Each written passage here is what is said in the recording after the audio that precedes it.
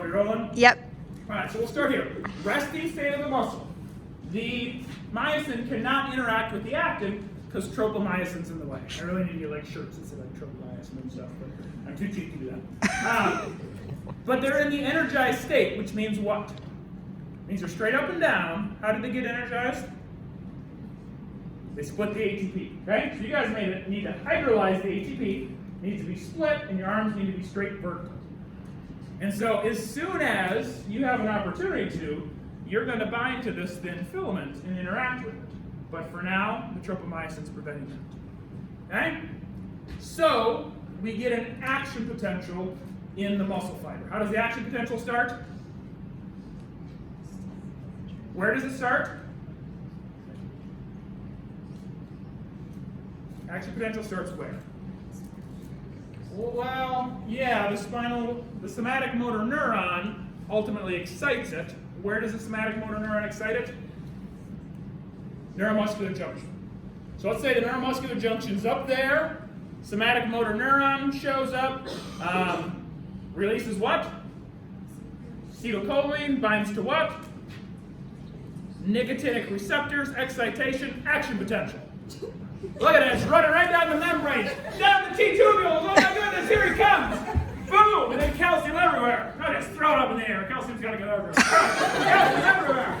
Alright, so calcium ATPase is removing the calcium immediately, but random molecular motion is carrying calcium over to the troponin. Okay? I don't care which troponin you go to, it's random molecular motion, there's no way to tell.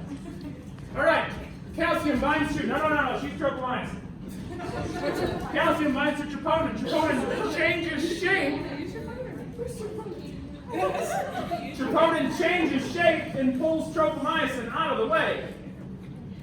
Now we've exposed our thin filament binding sites, and so now myosin binds to the thin filament. Okay, so grab it. Once we grab it, you drop the ADP and the inorganic phosphate.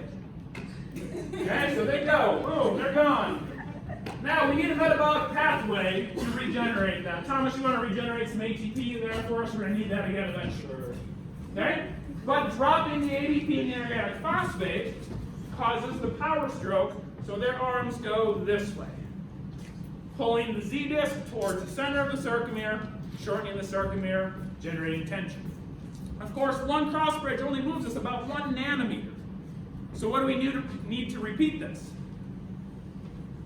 First, we have to detach them. How do we detach them?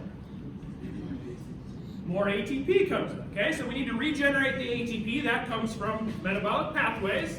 And then once that ATP, by random molecular motion, binds to them, now they detach. So now we detach.